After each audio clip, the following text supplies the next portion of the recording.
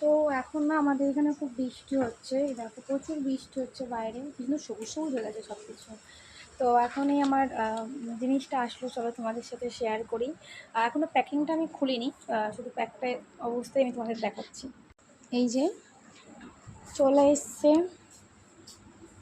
আমার washing machine, চলে এসছে। প্যাকিংটা এখনও খুলিনি, কারণ প্যাকিংটা তো খুলতে পারবো না, ওরা লাগাতে আসবে যখন তখনই খুলবো, তার আগে তো আর খুলতে পারবো না।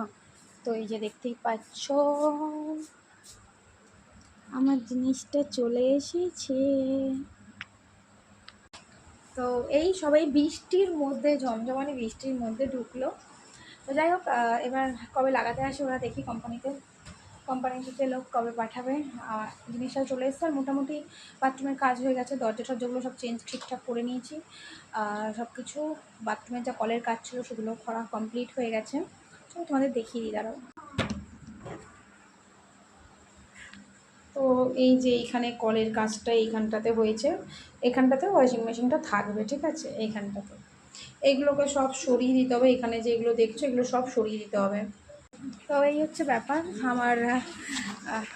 হয়ে গেল, ভাবতে ভাবতে চলেও আসলো, কাল নিতে গেলাম, হয়ে গেল। কিন্তু না মানে কি বলবো,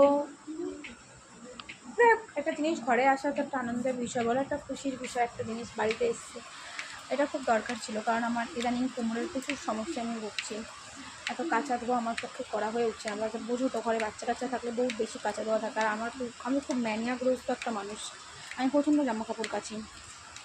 তো নিয়ে নিলাম তোমাদের আশীর্বাদে, তোমাদের ভালোবাসায়।